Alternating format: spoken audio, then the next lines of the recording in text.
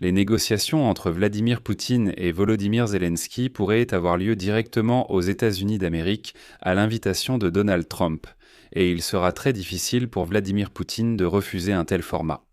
Et il semble qu'on essaie maintenant de piéger Poutine comme un rat dans un nouveau piège. Vladimir Zelensky joue une partie diplomatique dans laquelle Poutine n'a presque plus de beaux coups gagnants à sa disposition. Au cours des derniers jours, le président ukrainien a fait quelque chose qui change le cadre même de la discussion sur la paix. Il n'a pas simplement invité, une fois de plus, Vladimir Poutine à la table des négociations, non, il a commencé à choisir le lieu et le format des négociations de manière à ce que le refus de Poutine paraisse aussi honteux que possible. Et c'est justement dans ces détails que se cache toute l'essence du moment actuel, et la raison pour laquelle, en Europe, on commence à parler du fait que les négociations pourraient débuter dès cet été.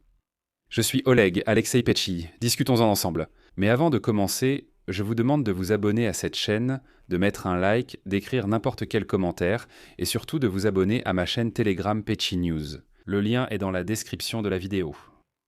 Alors, d'abord les faits. Volodymyr Zelensky a déclaré que lors d'une conversation téléphonique avec Donald Trump, déjà le 14 juin, la possibilité d'organiser une rencontre trilatérale entre les dirigeants de la Russie, de l'Ukraine et des États-Unis sur le territoire des États-Unis d'Amérique avait été discutée. Eh bien, j'ajouterai de moi-même, par exemple, en Alaska. La formulation qu'il a utilisée met à nu les États-Unis eux-mêmes, les États-Unis d'Amérique. Eh bien, j'ajouterai de moi-même, par exemple, en Alaska. La formulation qu'il a utilisée met à nu l'intention même. Une telle rencontre aurait pu être organisée aux États-Unis d'Amérique dans un format où il aurait été beaucoup plus difficile pour Poutine de refuser, du moins au président Trump. C'est une nuance clé. L'Ukraine transfère le fardeau du refus. Désormais, si Poutine dit non, ou comme il l'a dit, je ne vois pas l'intérêt des négociations, il ne dit pas non à Zelensky, mais personnellement à Donald Trump. C'est-à-dire à la personne sur laquelle le Kremlin mise publiquement comme sur le seul partenaire raisonnable en Occident. De plus, dans une telle situation, Poutine accumule simplement ses propres refus de négocier, ce qui devrait pousser Donald Trump à enfin passer à l'offensive contre cette sale gueule de Vladimir Poutine. Parallèlement, il existe une seconde ligne, la ligne européenne. L'Ukraine a discuté avec les États-Unis et la France, comme on l'a appris, la possibilité d'une rencontre avec les Russes et personnellement avec Poutine en marge du sommet du G7 avec la participation de tous les États démocratiques. C'est en ce moment. Zelensky a expliqué assez directement la logique de cette plateforme en particulier. Au sommet du G7 aujourd'hui, Donald Trump, Macron, Starmer, Merz, le dirigeant du Canada.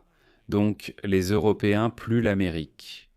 C'est une excellente occasion de se réunir avec Vladimir Poutine, de s'asseoir ensemble et enfin de commencer à se mettre d'accord sur tout.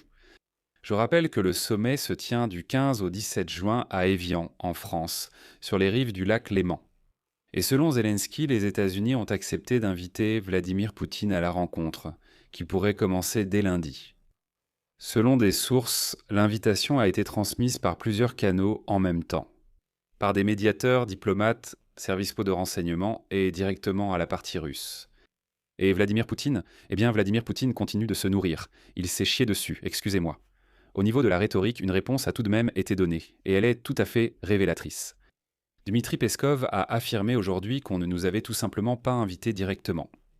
Il dit qu'il n'y a pas eu de contact direct entre Kiev et Moscou concernant une telle rencontre lors du sommet du G7. Mais il a omis de mentionner qu'une telle invitation a encore été transmise via des intermédiaires, des diplomates et même les services de renseignement. Ensuite, Peskov a répété son vieux mantra. Il dit que si Zelensky est prêt à parler de cela de manière responsable et sérieuse, il peut toujours venir à Moscou, où il sera accueilli. Autrement dit, la seule plateforme que Poutine accepte de reconnaître, c'est la capitale de l'État agresseur, où il est par définition impossible pour le chef d'un pays en guerre de se rendre.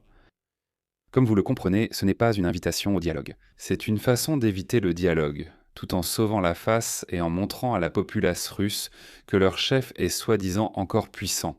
Genre, regardez. J'invite Zelensky à Moscou, mais il ne vient pas. En réalité, les gens raisonnables savent que c'est de la lâcheté.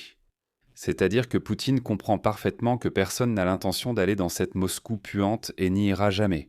Et c'est pourquoi il dit « Viens à Moscou ». Viens à Moscou, allez, allez, quoi, tu as peur? La question est celle que toutes les guerres se sont toujours terminées par des négociations sur un territoire neutre. On dit déjà à Poutine en face: Viens, rencontrons-nous sur un territoire neutre. Dis le lieu, l'heure, vas-y. Personne n'ira dans ta Moscou puante. C'est fini, oublie ça.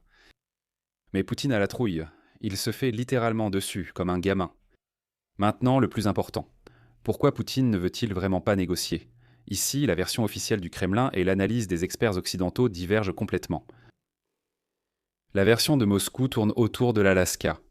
Lavrov a déclaré hier, le 15 juin, que la Russie comptait sur le respect des accords conclus entre Poutine et Trump le 15 août de l'année dernière à Anchorage, et que les éléments clés de cet accord ont été proposés par les États-Unis eux-mêmes, et que Poutine les a simplement acceptés.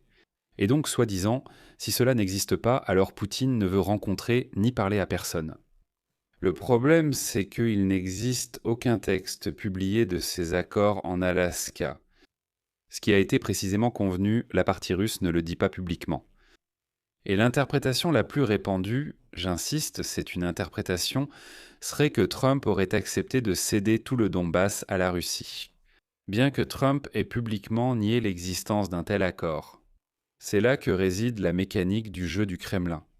Moscou exploite justement l'absence de documents officiels pour attribuer rétrospectivement à cette rencontre en Alaska un contenu qui lui est favorable.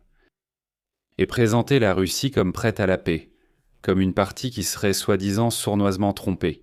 C'est exactement comme lorsque la Russie malpropre a utilisé un soi-disant engagement verbal de non-extension de l'OTAN vers l'Est comme prétexte pour attaquer l'Ukraine.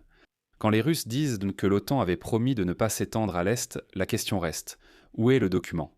Les Russes répondent qu'on leur a promis oralement. Ils avaient promis oralement mais n'ont pas tenu parole. Personne ne sait s'il y a eu une telle promesse. C'est pareil pour l'Alaska. Un accord entre Poutine et Trump sur le Donbass? Nul ne le sait. Aucun document n'existe. Les Russes affirment: on nous a promis oralement que ce serait ainsi. Nous attendons donc l'application de ces accords qui n'ont peut-être jamais existé. Les centres d'analyse occidentaux perçoivent cela autrement. Par exemple, l'Institut pour l'étude de la guerre l'exprime ainsi. L'Ukraine continue de montrer sa volonté de rencontrer les dirigeants, tandis que le Kremlin affiche une volonté persistante d'atteindre des objectifs militaires maximalistes et un refus total de négocier. À la lettre ouverte de Zelensky du 4 juin proposant une trêve et une rencontre en personne, Poutine a répondu qu'il avait parcouru la lettre rapidement, mais qu'il ne voyait aucun intérêt à une rencontre. Dans le même temps, comme le note l'Institut pour l'étude de la guerre, ni les États-Unis ni la Russie n'ont publié de déclaration ou de communiqué concernant l'accord prétendument conclu en Alaska. Et le Kremlin exploite à plusieurs reprises cette absence de documents officiels. La racine du problème réside dans la vision déformée du monde de Vladimir Poutine lui-même, et c'est peut-être l'observation la plus inquiétante de toute cette histoire. Poutine croit toujours que la victoire militaire de la Russie est inévitable, malgré les données qui disent le contraire. L'Institut pour l'étude de la guerre pose directement le diagnostic.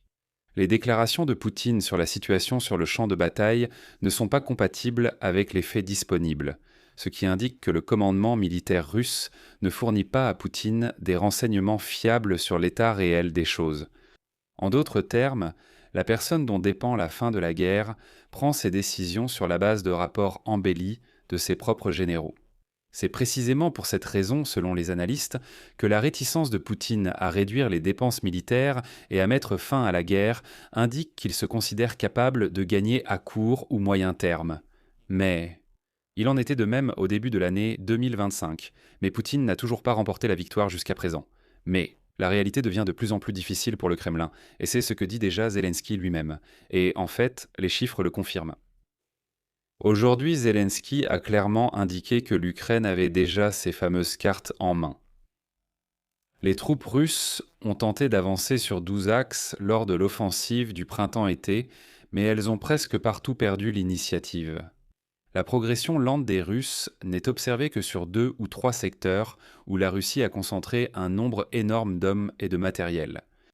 Et c'est ici qu'une belle phrase symbolique naît, je dirais, en 2025. À la Maison-Blanche, Trump a lancé à Zelensky cette fameuse phrase, disant que l'Ukraine n'a pas de carte dans cette guerre. Maintenant, Zelensky répond en fait que les cartes sont apparues. Selon lui, l'Ukraine semble surpasser la Russie dans les frappes à moyenne et longue portée. Cette année, la production d'environ 10 millions de drones est prévue. et les capacités permettent de doubler ce chiffre à 20 millions, mais cela nécessite des fonds. Il a également qualifié de pilier de stabilité la décision des partenaires d'accorder 90 milliards d'euros de soutien européen. Et c'est justement ce contexte militaire qui constitue la véritable réponse à la question. Pourquoi Vladimir Poutine évite-t-il la table des négociations? La logique est très simple. Toute négociation fixe toujours le statu quo, et le statu quo pour la Russie se détériore chaque mois. Qu'est-ce que cela signifie?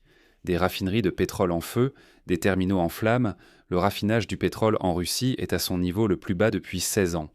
Les dépenses militaires représentent déjà la moitié du budget russe. S'asseoir à la table des négociations maintenant. Cela signifie reconnaître que la Blitzkrieg s'est transformée en une guerre d'usure que la Russie est en train de perdre sur le plan économique. C'est pourquoi le Kremlin choisit la tactique de gagner du temps sous couvert de certains accords, des accords que personne n'a vus. Quant à savoir si des négociations auront lieu dans un avenir proche, à court terme, presque certainement non. Au sommet du G7, c'est déjà sûr que non. Et aux États-Unis, dans un avenir proche, très probablement non également. Les dirigeants européens tentent de convaincre Donald Trump d'augmenter la pression sur la Russie et de soutenir la production conjointe de drones pour l'Ukraine. Et c'est là tout le sens final de ce qui se passe ces derniers jours.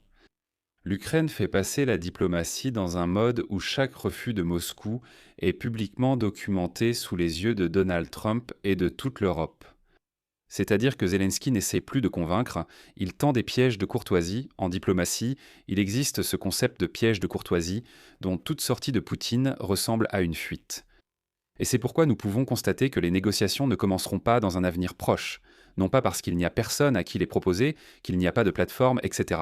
Non, elles ne commenceront pas. Tout simplement parce que l'homme du Kremlin a très peur d'admettre qu'il est un vieillard décrépit, qui a déjà perdu. Je vais m'arrêter ici. Donnez votre avis, écrivez vos conclusions dans les commentaires sous cette vidéo, abonnez-vous à la chaîne, cliquez sur la cloche et n'oubliez pas de mettre un like si vous voulez soutenir le travail de cette chaîne YouTube. Je vous en serai reconnaissant. Vous pouvez le faire avec n'importe quel don via les liens et les coordonnées bancaires dans la description de cette vidéo. C'est tout pour aujourd'hui, prenez soin de vous, au revoir à tous.